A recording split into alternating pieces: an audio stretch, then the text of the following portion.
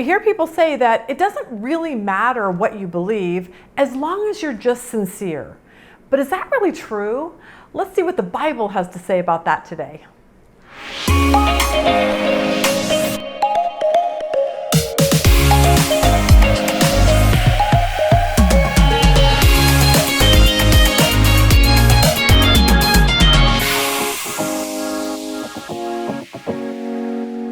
All right, today I want to ask this question.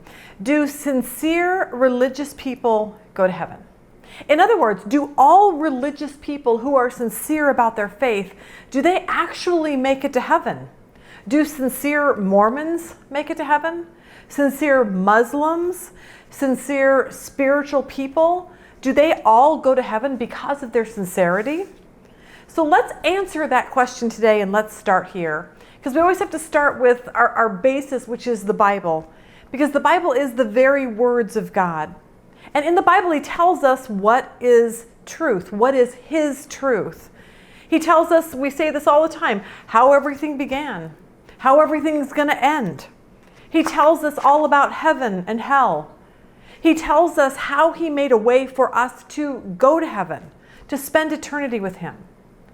But there's only one way. God says his way is the only way. And his way is through his son, Jesus. Not a religion, not being spiritual, not any of those kind of things. We see this in John 14:6. Jesus said, I'm the way, the truth, and the life. No one comes to the Father except through me.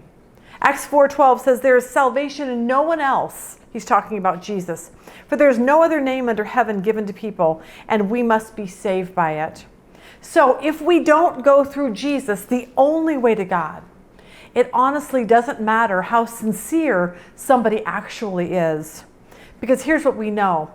We can be sincerely wrong.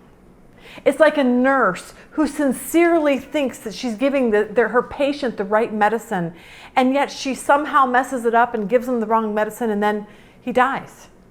See, sincerity doesn't really matter at that point. It's like the professional basketball player who jokingly pointed a gun at his friend, believing the gun wasn't loaded, and he pulled the trigger, and the gun went off, and his friend was killed.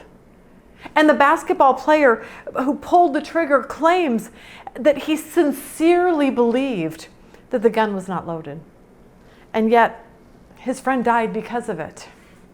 See, the problem is this: he sincerely believed something that wasn't true. So what we're learning is, the bottom line is this: it takes something more than sincerity to make something true. Because faith in a lie, in a false way of knowing God, it really produces serious consequences, especially when it comes to where we will spend all eternity.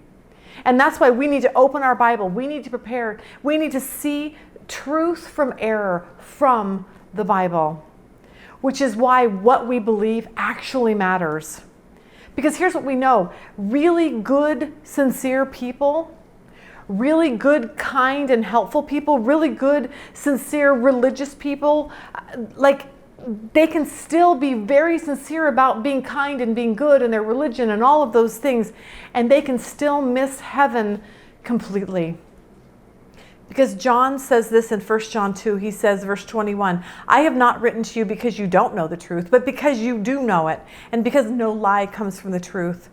Who is the liar if not the one who denies that Jesus is the Messiah? This one is the Antichrist, the one who denies the Father and the Son. No one who denies the Son can have the Father. He who confesses the Son has the Father as well. In other words, the Bible is saying you have to believe what God has told us about his son Jesus, that he is the only way to have a relationship with God.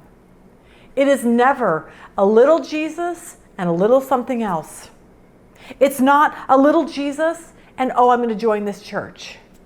It's not a little Jesus and I'm going to join this religion. It is literally Jesus alone. I am placing my faith and trust in Jesus alone. It's believing that his death on the cross paid for my sins. It's believing that he is the only bridge to God. It's having a relationship with Jesus alone. 1 John 4:1 says this, "Dear friends, do not believe every spirit, but test the spirits to determine if they are from God, because many false prophets have gone out into the world. This is how you know the Spirit of God. Every spirit who confesses that Jesus Christ has come in the flesh is from God." But here's where the confusion comes in. Because there's religions, let's just say Mormonism, for example, they do believe in Jesus. They do believe in God. But the problem is they don't believe in the biblical Jesus or the biblical God. They believe that Jesus is one of many gods. They believe that God, the God that we would say, God the Father, our God, that he's one of many, many gods. See, that's not the biblical God or the biblical Jesus. So back to our question. Can I be sincere about religion and go to heaven? And the answer is actually no. And that might seem not very fair, but here's what we need to remember. God created us. He created the world. He gave us His Word, the Bible. He came up with the rules. And as our Creator, that's His prerogative. So, it's all about Jesus. And if you don't know what that means or how to even become a Christian, I'm going to put a link in the box below that tells you how to become a Christian.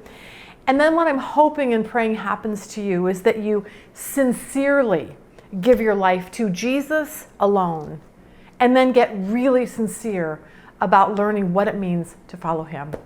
Hope that helps you today. Have a really good day.